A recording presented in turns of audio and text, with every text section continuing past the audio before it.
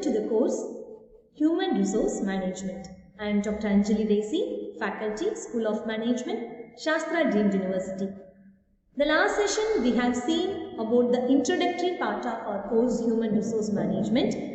This is the second topic in our first unit, which is about changing role of HR managers. And change is the only changeless phenomenon, as we all know. Today's good may not be the good for tomorrow, and corporate policies and strategies are being put to test due to rapidly changing business environment, isn't it? So the need of the hour today is an all-around HR personality.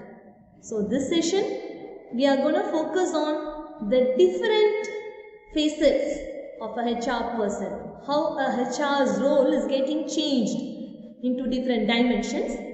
Let's get into the session. See, the experts and talents are available in plenty in today's highly qualified youth population. Especially in the Indian context, if you speak, we have a huge talent pool. But how best we extract the talent for the benefit of the organization, that's a high challenge. That's a very biggest challenge. The HR function needs to be a dynamic one. It has to be like a catalyst that has to ignite the entire operation.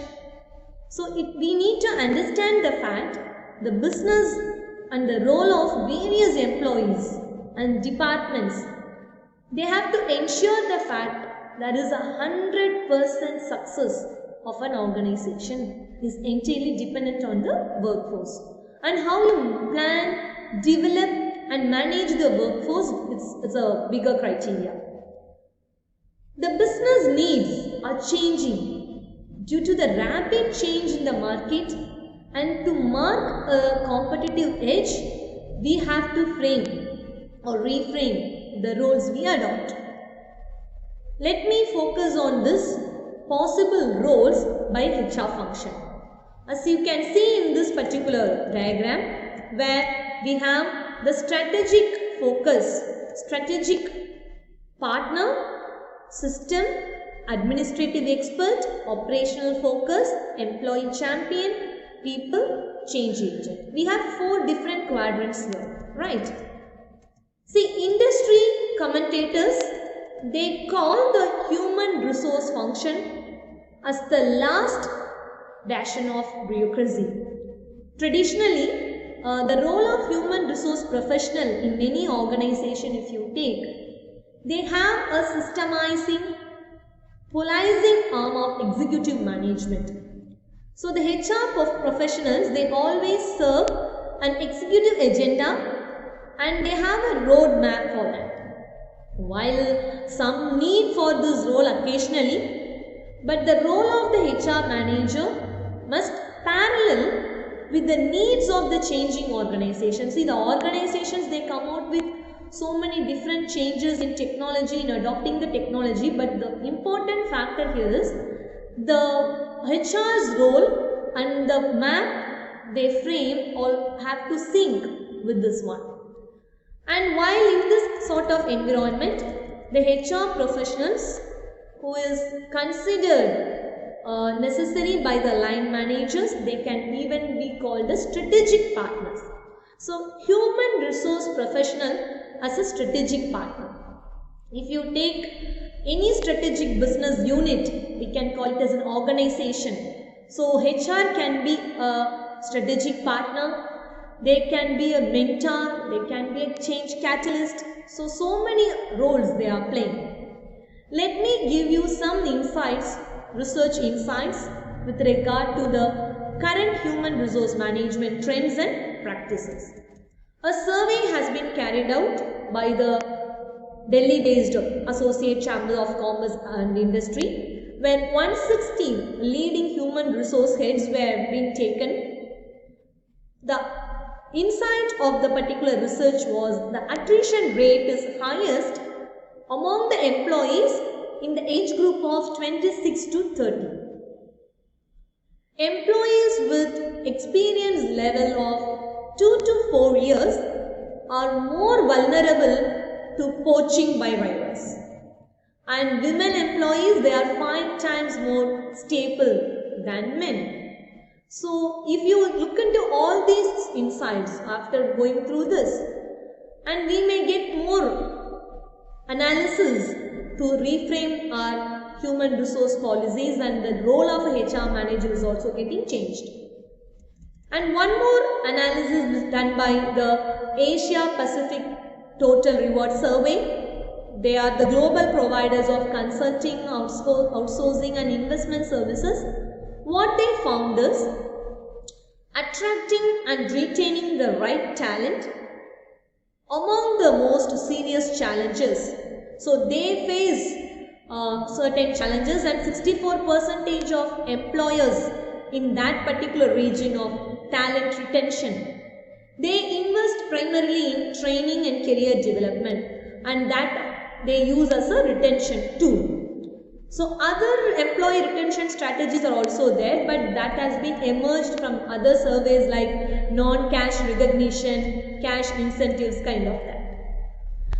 And as you look in this particular tabular column, where the factors that has more correlation with the satisfaction level of employees. So as you look into this, the correlation coefficient indicates between the statements like I would definitely recommend this company to my close friends who seek employment. I get sense of a great professional and personal accomplishment from my work. Hope you remember the point I have said in the previous session where we were discussing about the individual goal should align with the organizational goal, isn't it? So that's how you can go with the personal accomplishment along with the organizational accomplishment, which is very clear here. Then the third statement, I look forward every day at work. I am just aspired to go to that particular place. I am very much excited to do my work. That shows the amount of ownership you have in your firm and amount of satisfaction you have in your work. And my company's culture that creates a positive work environment. So these statements have been given to know about the correlation between the employer satisfaction level, and that shows how much amount of the human resource department has to take an effort to maintain this. If you take Tata Groups, they always offer 6 modules in their HR Gurukul. And the changing role of the HR managers in the organization, that led them to redesign the HR Gurukul. So to keep it in pace with the dynamic business environment, the newly designed HR Gurukul that focuses on HR as a strategic business partner. So as you see here, there are several modules they have developed.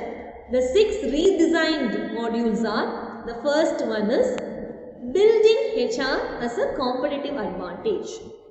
Second is managing talent 1, that's meant for recruitment and selection, training and development. The third one, managing talent with regard to performance management system and feedback mechanism. And the fourth one, employee compensation management. Fifth one, employee retention. And the sixth one, HR is champion of change.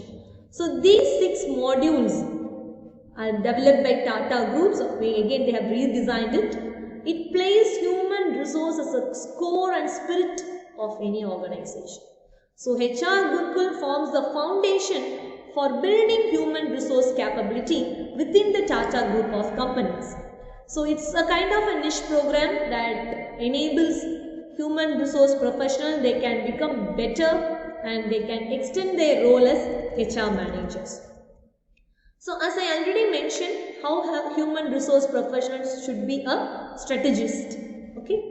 So the role of HR managers, if you take today's world in a broader perspective, they need to understand the fact that business dynamics, what he or she is working for.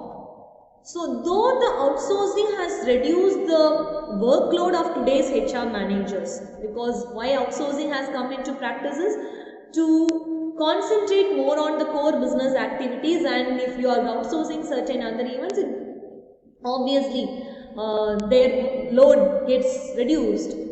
But even though outsourcing has reduced the workload, they are having so many other challenges that is lying in front of them. And the ever-changing macroeconomic factor that constantly triggers the HR personnel either to increase or right-size the workforce. So you need to achieve the success in business in the long term as well as in the short term. So HR personnel, they need to train, develop, and they have to foster the talent so that they'll get fit into the business requirement. So for this to happen, the HR managers, they need to be involved with the top management ranks with respect to strategic development or the communication or for the effective implementation. The HR department should involve in all these things, and their role in coming out with the strategic planning is very important and very prominent also. As you look into this particular tabular column where I have mentioned the indicators, how the traditional HR practices differ from the strategic HR. Let me start with the first indicator. Responsibility for HR. What kind of responsibilities they do. So in the traditional HR specification, they were like specialist, staff specialist. Now in the strategic HR, they are line managers. In the second indicator, focus. In the traditional HR pattern, they were doing employee relations kind of activities. Their focus was given to employee relations. Now in the strategic HR, it's all about partnership with the internal and the external consumer. So both they need to take care of. And with respect to the third one, initiative. The traditional way their focus was on transactional, change follower and respondent. These were their roles. They were acting as transactional agents. They were change followers and respondents.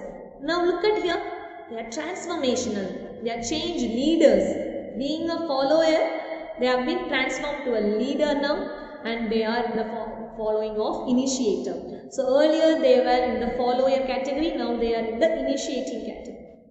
Let me tell you this in a very clear way. Nowadays the HR managers are more proactive to change rather than reactive. So they are expecting, forecasting certain events to happen in the corporate world, so they get prepared earlier to that. And that's one where the role of HR manager they are mentioning here, transactional, change follower and respondent, whom they will be considered as traditional HR roles, and strategic HR roles will be like change leaders. They come under the category of a leader who takes initiative, who comes out with good decisions. So that's what role of HR. Then the fourth one is initiatives. Slow. The initiative will be very slow and they will be reactive, as I already said, and that will also be fragmented. Look at here, fast, proactive and integrated. Because the world is running, everyone is competitive and everyone is looking for a good opportunity. So we need to be proactive, right? So that's the case of initiative. Time horizon, it's short term, where in traditional HR roles here, it's always about all those three, short, medium, long. Control, like bureaucratic roles, policies and procedures, where in these three different aspects, they will be having a control. In a strategic HR, it's about broad, flexible, cross-training, teams. So the control will be kind of that. So that will not be a bureaucratic control. It will be kind of a flexible but a broader way, and even a cross-cultural kind of cross-training. What kind of job design in a traditional HR practice? It's about tight division of labor. Okay. And independence is there and specialization is there with respect to the job design. Here, again, with respect to the division of labor, cross-training programs, there will be a division of labor across the teams, kind of that.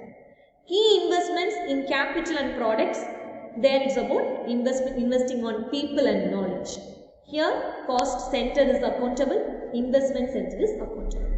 As you look at this particular tabular column itself, you would have now understood how much the role of a HR manager has been changed from a traditional HR to a strategic HR. So in today's organization, in today's business world, to guarantee the vulnerability or a viability to contribute. HR managers, they need to think of themselves as strategic partners. So the HR person has to contribute to the development and the accomplishment of the organization via business plans and objectives.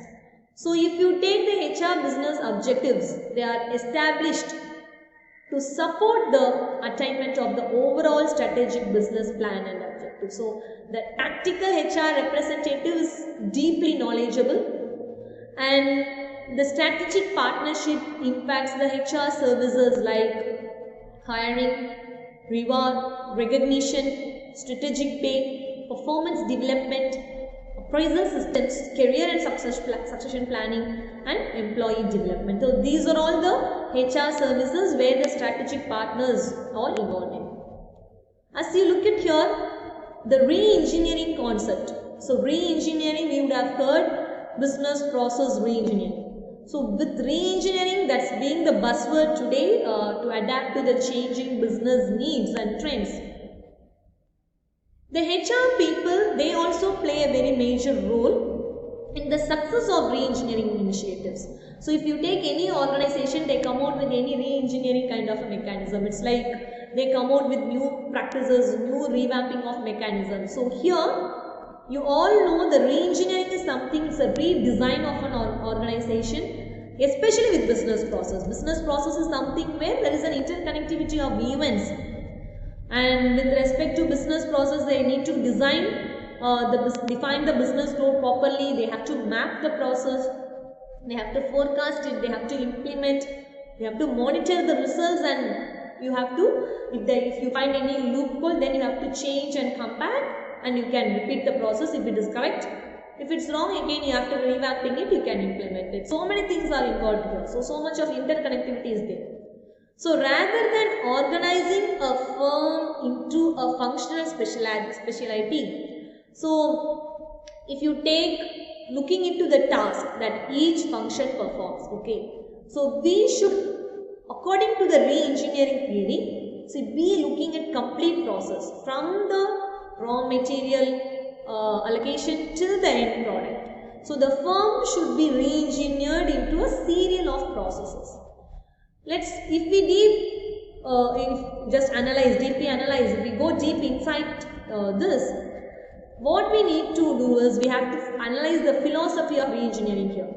So it advocates the removal of business process which don't add value to the business. So any irrelevant tasks, or if you find anything that is not giving a proper value addition to the business, we can remove it, and the addition of business process which adds value to the business. So that's what re-engineering is all about. It's about value addition of business process. If you find something it's not even giving value addition to the business, I can remove it, right? So re-engineering is one of the best change management tool. Now let me come to the role of a HR personnel, where he needs or she needs to understand the fact that the entire scope of business, the entire scope of re-engineering mechanism, and also the core competent issues and the current change in the business trend. Without even knowing about the re-engineering mechanism or the current business trends or the change mechanism, the HR personnel can't be a good strategic partner. Right, so a change management plan that needs to be carved out and that has to be effectively communicated to the employees, and the actual impact of the re-engineering program that should lead to the addition or the removal of divisions. So the involvement of HR personnel is expected, but he should be aware of the core competent issues and everything, then only he can or she can involve himself or herself. And a bigger impact might even lead to merger and acquisitions, and the organizational culture issues can crop up, and that needs to be tackled effectively. So the use of information technology in the business process re-engineering initiatives, that has been widely advocated by today's HR managers because for knowledge sharing and faster accomplishment. So how the human resource personnel, they are acting as re-engineers, right? Now let's move on to the change agent. It's a very big term. Change agent is it's a kind of an element or a catalyst where it ignites the entire process. So that's the constant evaluation of an organization that leads to the HR professional to be a champion of change. So both knowledge wise and ability wise, the person has to execute a successful change strategies, and knowing how to link the change to the strategic needs of the organization, just not for the sake of changing it. We need to just link the change with the strategic needs of the organization. So as you look into this particular table or column, I have mentioned the traditional role of the HR professional, and as you look at here, the changing role of HR managers. So the counselor role, first traditionally they were part of the role of a counselor, mediator, troubleshooter, spokesman, changing agent, communicator, teaching, role of professional attitude, role of fair treatment, conventional. So these are the different roles. Now the role has been changed for being in a strategic business world. So the counselor role now, the role makers rather than the role takers. So they frame new roles rather than being in the role and doing the assigned tasks. They frame a new role and they enacting that, and that's becoming a role maker rather than the role taker. Second is mediator role, where they integrate the policy. So when you start to integrate the policies, you can expect the maximum outcome out of it. So a mediator, the role is being integrating the policy. Troubleshooter, so they practice the changing business strategies. Now versatile people in HRD, learning individuals and ready to handle responsibility. They have highly applied behavioral science. They are in the global competitors list, they are in the global network list, and they are innovative leaders and creative leaders too. So how you can see the role of conventional way of doing things has been changed to the modern way of doing things. Now there are some classic skills of change leaders. Okay, they have to turn into the environment. It's really tough to change the environment, so you need to properly sow the seed, and whether you have to check this, the platform is ready to bring in the change. So you need to challenge the previous organizational wisdom. And the third is you are communicating a compelling aspiration, and you are building coalition, you are transferring the ownership into a working team, and you are learning to preserve and making everyone a hero. So these are all the classic skills of a change leader. So everyone in the team, everyone in the work, they are having their own self-responsibility to become a good change leader and a change agent. So performance managers to the employee advocate. So apart from being performance managers of getting the job done, so the HR persona, they have to be employee advocates. They have to champion their cause, but at the same time, they have to get their job done. So here, their advocacy, their championship is also important along with the work they are doing. So job design and specification that are constantly being studied and modified to suit the changing business. So as you see in this particular diagram, where I am not stressed at my work, that's the statement that has been taken. So if you take the industry average, 39% have strongly agreed, 45% somewhat they have agreed, and 15% only said strongly disagree. So they have taken several companies like Infosys, Capgemini, iGate, Cadence. So according to the survey they have taken, it's not a unanimous percentage of saying I am not stressed at my work, but 15% saying I am not stressed, in the sense 39% is strongly agreeing that they are not stressed. 45% is agreeing to some extent, yes, they are not stressed. Only 15% are disagreeing the fact that they are not stressed, they are stressed. So 15% is saying they are stressed. So despite the overall satisfaction and the sense of accomplishment, 15% only strongly agreeing that they are stressed at work, and the next challenge area for the Indian IT industry, so they need to concentrate on that particular workforce. And regarding job security, 70% are strongly agreeing they are secured with their job, and 27% is agreeing, and 3% is strongly disagree. They are not happy with the job. They feel insecure about their job. So when you talk about the stress level which we are discussing here, the work-life balance is important. So work-life balance and stress management issues are on the forefront. See, yoga and meditation classes, these are all become a part of corporate culture, mindfulness, emotional intelligence training program. So you make the workplace like a home. So that has become the latest trend and challenge for today's HR personnel. So as an employee sponsor or an advocate, I'm a HR personnel. So the HR manager, he plays an integral role in organizational success, and the knowledge of the HR professional about the advocacy of people, and that leads to the expertise in how to create a work environment in which people will choose to be motivated, contributing and happy too. So you need to foster effective methods of goal setting and communication and empowering, building the employee ownership.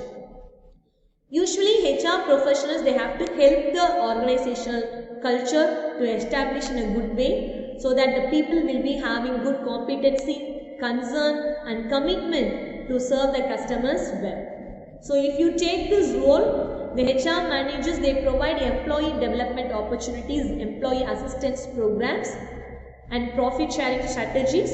So due to that, we can manage the approaches for problem solving mechanism, and we can schedule the communication stuff. Okay, now let's focus on the quality of work life and employer branding. See, the workforce today is very smart. They always have a constantly moving population, right? So the attrition level are always high. So though it might not be admitted by the employer for various reasons, but the trend has changed from pay parameters to other quality work-life factors. So as you see here, there are 8 different practices of quality of work-life. So adequate fair compensation, like compensation must be proportionate to the labor, and the need for internal consistency among the salaries of employees. So that should be a fair compensation. The second is safe and healthy working condition. So investment for safe and healthy working condition should be done by the organization. The third is immediate opportunity to use and develop the human capacity. So autonomy perspective and exposure to multiple skills. And fourth one is future opportunity for the continued growth and security. So career aspects of employee should be there, and that is where it has been expected.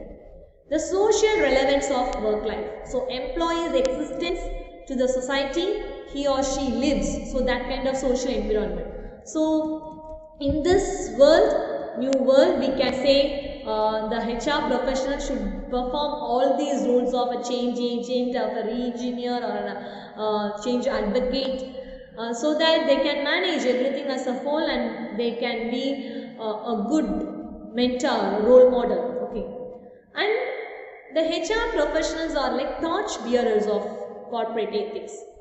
Ethics related, anything in a formal statement, if you say, organizational culture that has been created by leaders. So one of the most decisive function of leadership may well be the creation or management. When they become necessary, the destruction of culture. So we have an effective corporate culture which is about engaging employees at a very fundamental level. So leaders and top management, they have to be responsible for building strong high performance culture. So they are the ones who construct the social reality, right? So they have to shape the values of the organization. So before moving on, how the HR professionals are doing this. See, if you take today's HR personnel, they need to plan accordingly to project themselves as equal opportunity employer. They have to give representation for all categories of the workforce, like physically challenged, multicultural, multilinguistic, multi-ethnic, multinational category. I am telling you, there is a team called Skunk Works team, where people from different educational, national, social backgrounds, they work together for a particular project in an organization. If the HR manager is not playing the role of equal opportunity employer, the particular team will not be giving the expected outcome what you have aspired to. So EOE, equal opportunity employer. So organizations, they are projecting themselves as EOEs. HR professionals also, they have to project themselves as that, so that they can increase their employee brand equity. Okay. Now, HR accountant. See, the principle of HR accounting is to consider the expenses and costs involved in the training and development and knowledge management infrastructure, which is a long-term investment. If you take this paradigm shift, that has to be considered as the human resource as an important, valuable asset. So to have a company's good brand image, a human resource team is very important and it's a very high asset too. Now, let's focus on today's environment. What's today's environment? This COVID-19 pandemic environment. See, one of the significant challenges faced by the human resource function amid the COVID-19 pandemic is the need to keep the workforce up, right?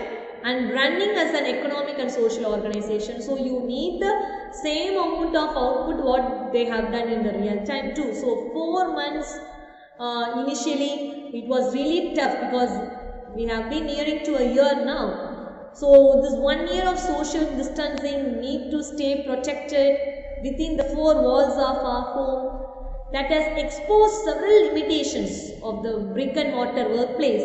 So, and an offline workflow that many of us have continued to carry as a piece of historical baggage. So, the pandemic has also put the spotlight on the human resource function to reimagine how people collaborate and how they can stay connected now and in the future. If you take the human resource professionals, they have an additional responsibility now. They have to reskill the workforce for new roles and they need to prepare them to respond with agility and innovation. So this is a high time for them to change their role in several ways so that they can manage the workforce. So in this COVID-19 pandemic, the human resource, they have transformed into several ways.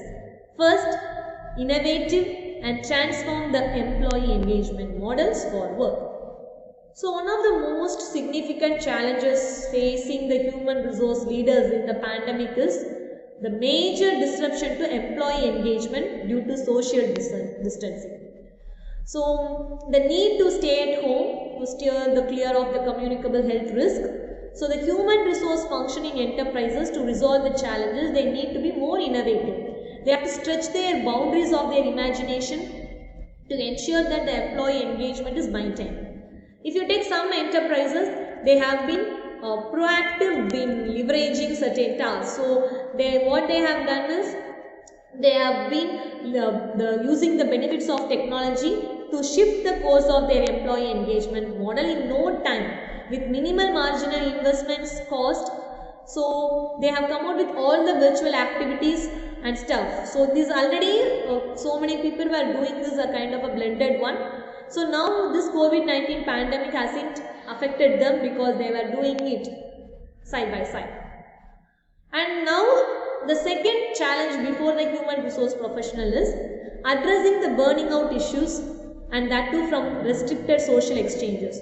So another significant challenge that has emerged during this pandemic is the sector lifestyle of people. So if the new normal of remote working and work from home, that has made the human resource leaders, they have to address the burnout issues that has been emanated from the restricted social exchanges by adding higher personal touch to communicate the process for work. So what makes the issue a critical one is, people are often unwilling to share their agony and pain point openly due to the fear of social rejection at the workplace. So the general apathy to demonstrate the vulnerability that has made hard for the human resource leaders to identify the individual who may be succumbing to any clinical depression, any fear factor that is related to health or whatever. So the HR professional, they have playing a very vital role in all these aspects. So now, if I say it's a kind of a superhuman resource, like how HR leaders, they have redefined their C-suite role. So what's a C-suite? C-suite people who are in the executive level of managers, like people who are chief executive officers, chief finance officers, chief operating, chief information officers. So they have redefined their role. So now it's like kind of a superhuman resource, that term we can call.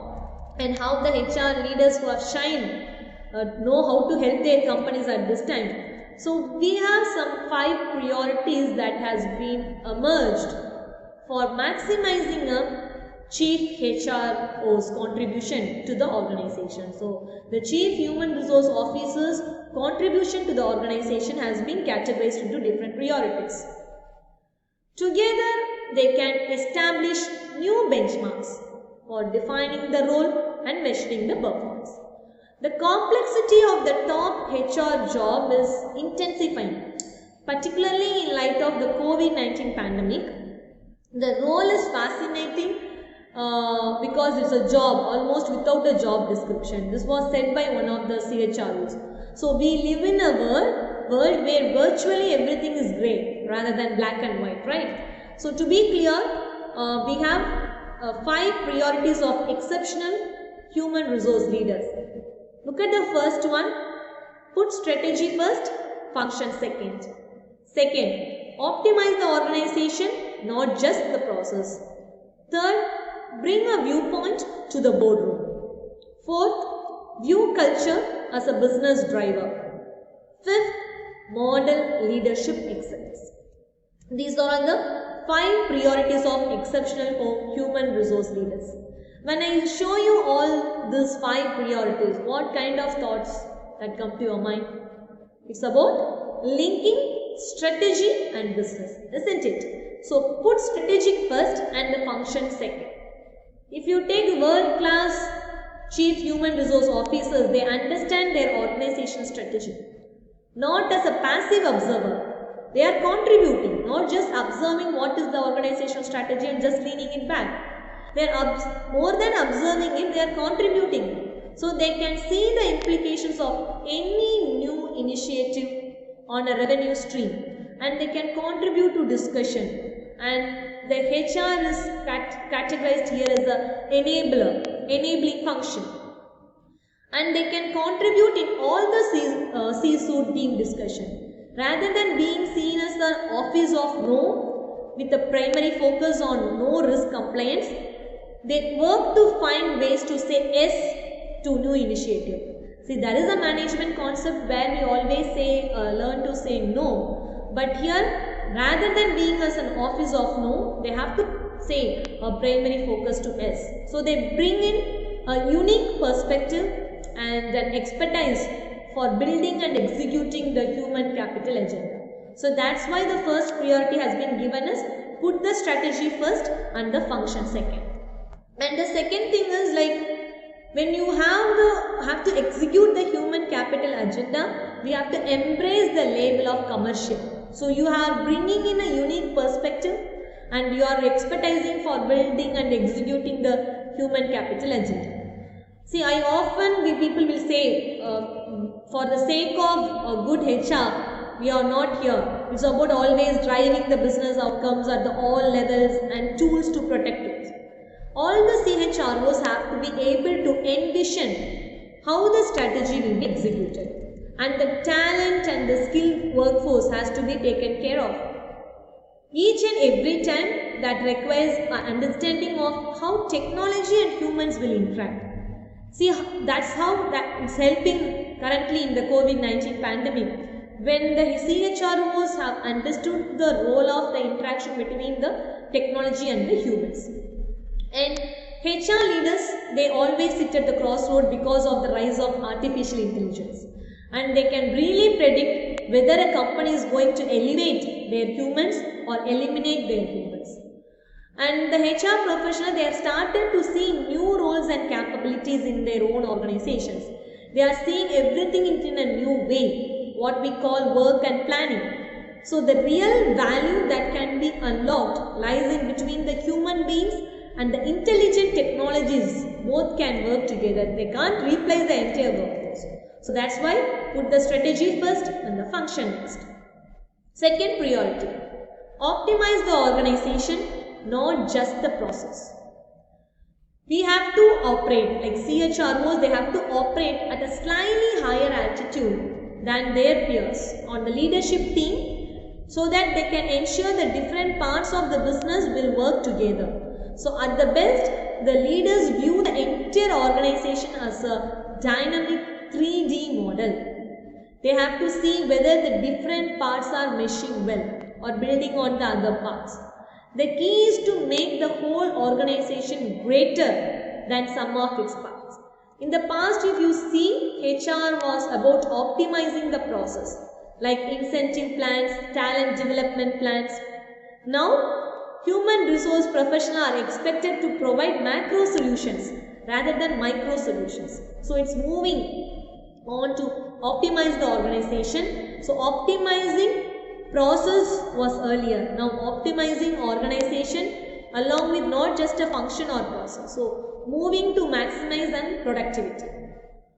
Then, when you start to explore the leaders in the past, their functioning could operate in terms of achieving outcome, but now optimal solutions come from the networks.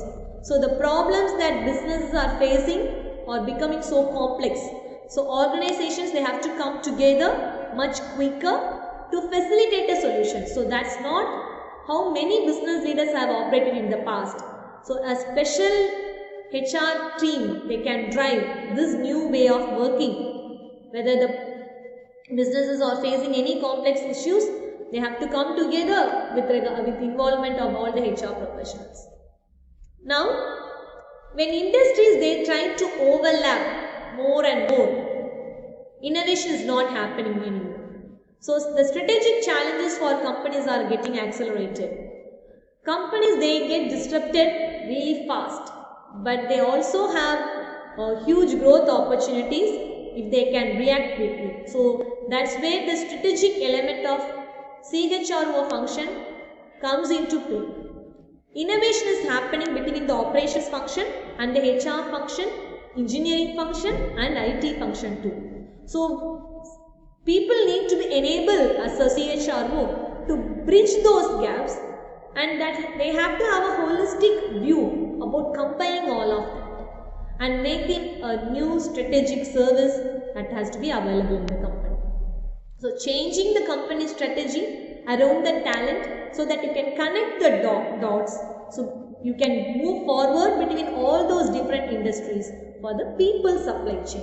So this is how the priority should be. The third one, bring a viewpoint to the boardroom.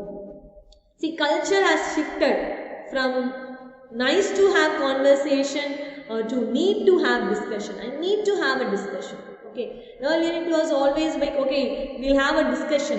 Now, no, the discussion has been meant to. So many widely publicized corporate scandals, if you take, the gaps between the stated culture and the ways in which people actually operated. And you might be knowing this term, espoused values, enacted values.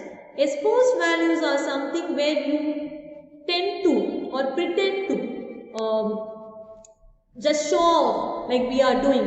It's not just showing off. Espoused values should be an enacted value. If I am saying like, yes, my organization is ethical, yes, really that has to be functioning, will be ethical one. So espoused values are something like the stated culture. Enacted value is the real functioning of it. Both has to go hand in hand. So when you find any gap between the stated culture and the way you operate, then that arises so much of problem.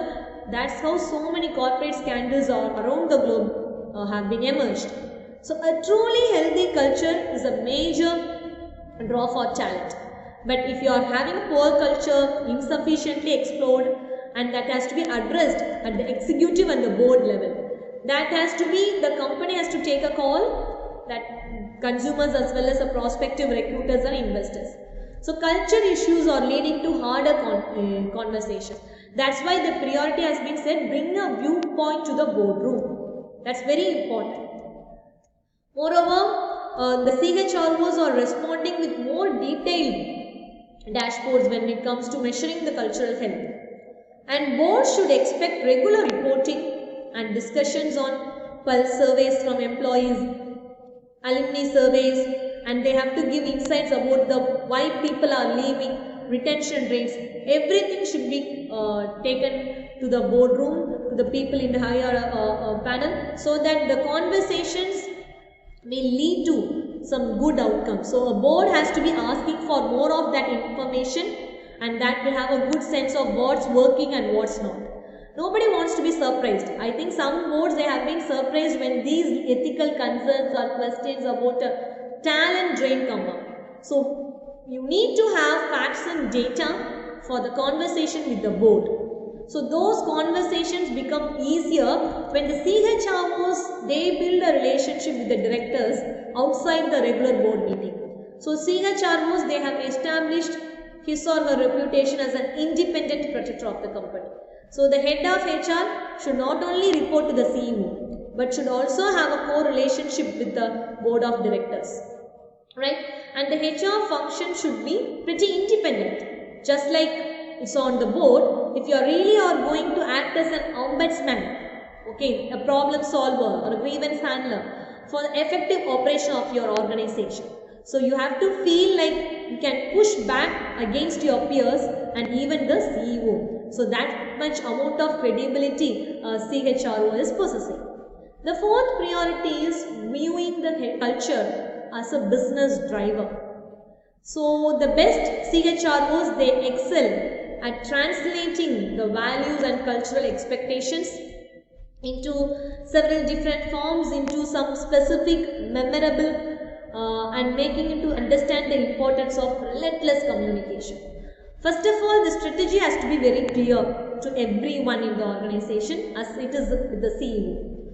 CHROs, they have to strive to create the process and the work environment that will help recruit and retain the talent. At its best, culture is a virtuous circle, beginning with the articulated values that are reinforced, reference in terms of rewards and promotions, so as well as the practices of hiring, firing, onboarding. So culture is very important. So we have to be very clear with the HRO practices, so that the CEO has to own the purpose and the culture ahead of the HR zone. So a HR professional has to be given more importance to. Now the final priority, which is model leadership excellence. The best CHROs, if you see, are easy to collaborate with personally, and they can create a function that is easy to work with. They earn respect and credibility because they embody the leadership behavior and they expect of everyone else. So that starts with an excellent HR function like table stakes rather than the end game of their role. So they don't even harbor the mediocrity within their team. They show an ability to rotate the talent in and out.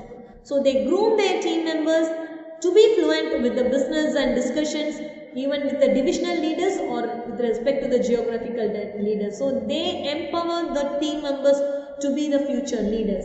That's how the CHROs are earning their respect instead of asking for it, and they embody the leadership role clearly.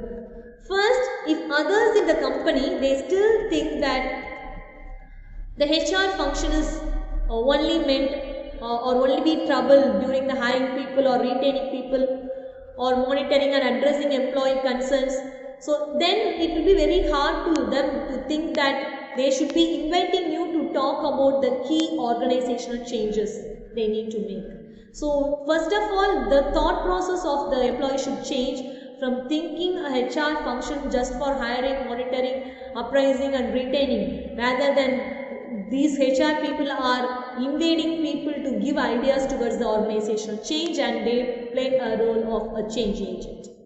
Second, the employees they have to better know the business, not fixate on shiny new business programs. They focus instead on what's going to help your business, and see that has to be very successful. So everybody is focusing on successful business programs. If that means getting rid of some of your already existing bright programs, we can remove it off, and that has to be remodeled and shuffled to a new one. And the CHRO's goal, after doing all these different priorities, they have to be very careful in all the frameworks and approaches for doing the job. That has to be very customized. So the insights of the chief human resource professionals can be a good one, and that will create a constructive conversation with the C-suite members. So far in this session, we have known how a HR manager's role plays a good different dimensions, and in this session we have known about how the human resource professional plays as a change agent, a re-engineer, an employee advocate, and how they have to be prioritizing the work that has been allocated, and how they are part of leadership, and how they embody the excellence of leadership, and they expect the team members to be future leaders too. So we will focus on the other lessons in our first unit in the upcoming sessions. Thank you for attending the session.